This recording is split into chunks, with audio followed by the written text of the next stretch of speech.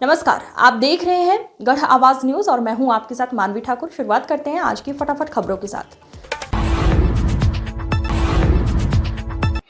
कोटद्वार के मालन पुल को लेकर चल रही भ्रमित खबरों का लोक निर्माण विभाग के अधिशासी अभियंता निर्भय सिंह ने खंडन किया।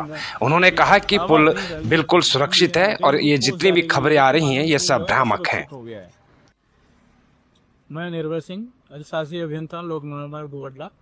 कल कुछ लोगों द्वारा मालन पुल के संबंध में दावा नहीं फेसबुक पोस्ट डाली गई है कि मालन पुल जो है असुरक्षित हो गया है और अभी इसको बनाया गया है। मतलब ये संबंध में अवगत कराना है कि किसी भी तरह की कोई समस्या मालन पुल पे नहीं हो। मालन पुल पूरी तरह सुरक्षित है और इसके जो पियर्स हमने बनाए थे प्रॉपर, अभी कोई उस तरह में समस्या नहीं है। जो हमारा पुल के जो एक्सपेंशन जॉइंट है जो कि स्ट्रक्चरल पार्ट का, उसमें कुछ रबड़ निकली थी, वो हम ठीक करवा दी गई हैं।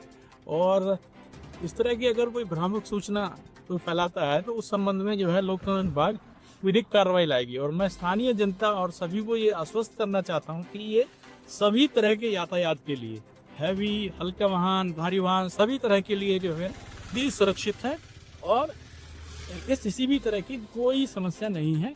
मैं पुनः आप लोगों को इस संबंध में अवगत कराना चाहूँगा।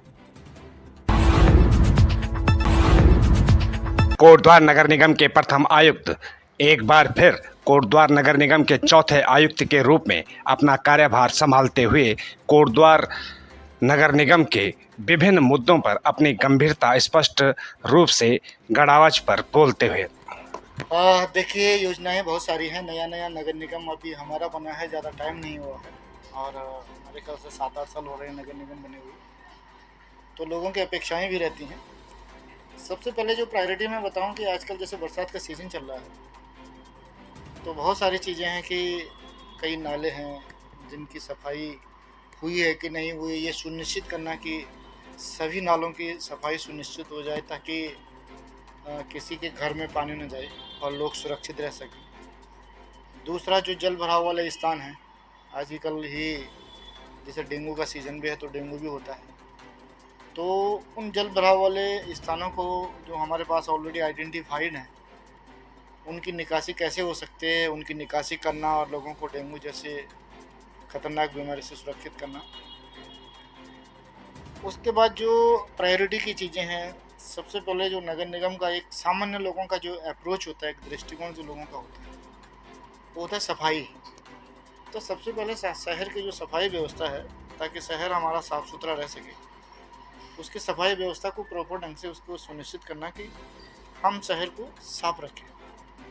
जो हमारा डेली जो हमारा गार्बेज निकल रहा है, सॉलिड वेस्ट उत्पन्न हो रहा है, उसका प्रॉपर ढंग से उसका डिस्पोजल करना। और जो हमारा प्रोसेसिंग सेंटर है वहाँ पे निगरानी रखना कि प्रॉपर ढंग से जितना हमारा गार्बेज निकल रहा है उतना प्रॉपर ढंग से वो डिस्पोजल हो रहा है कि नहीं हो रहा है।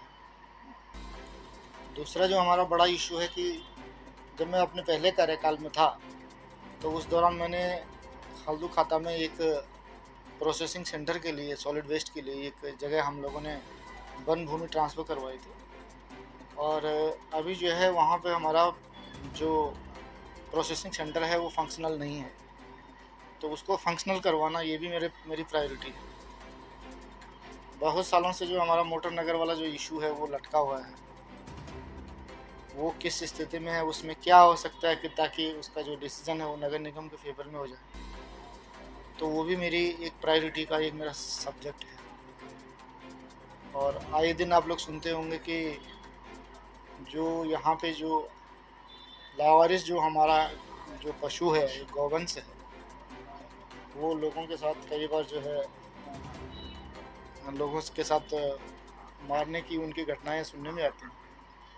तो ये भी मेरी प्रायोरिटी होगी कि मैं गौवंश को कहीं जल्दी कहीं शिफ्ट कर पाऊँ और उसकी शिफ्ट करने की व्यवस्था में सुनिश्चित कर सकूँ।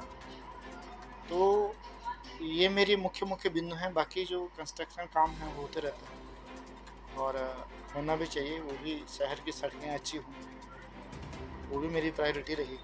तो ये मुख्य रूप से कुछ बिंदु हैं जो मेरी प्रायोरिटी के सब्जेक्ट रहेंगे और जिन पर मैं काम करूँगा। सर अभी एक प्रकरण आया था, एक पार्षद और सफाई कर्मचारियों के बीच कुछ मामला जो है कि थाने तक पहुंचा था, तो क्या कुछ उसमें रहा है? देखिए, चूंकि मामला थाने तक पहुंच गया है, अब ये तो पुलिस को ही तय करना है कि क्या उसमें कार्रवाई चलनी है, उसके बारे में मुझे कोई जानकारी नहीं है। अच्छा, एक चीज़ और, जब आपका कार्यकाल रहा पिछला, उसमें जो है कि 18 में एक आदेश जारी हुआ था, जो आमपुरा वाला नाला है, कि उस पे जितने भी अवैध अतिक्रमण है उसे हटाने का आदेश हुए थे। लेकिन अभी तक क्योंकि 7 साल मेरे ख्याल से 5 साल जो पिछला बीत चुके हैं, लेकिन उसको नहीं हटाया गया, और इस वक्त जो है कि बरसात भी चल रही है। क्या कुछ देखिए, अतिक्रमण मेरे टाइम में भी बहुत अतिक्रमण हटा था, उसके बाद भी अतिक्रमण हटा है। अब चूंकि 5 साल पहले की बात है, तो मेरे ध्यान में नहीं है कि आदेश हुआ था। मैं एक बार उसको चेक करूंगा, और कोई इस तरह का आदेश होगा तो उसको उस पर कार्रवाई की जाएगी। चलिए, बहुत बहुत धन्यवाद।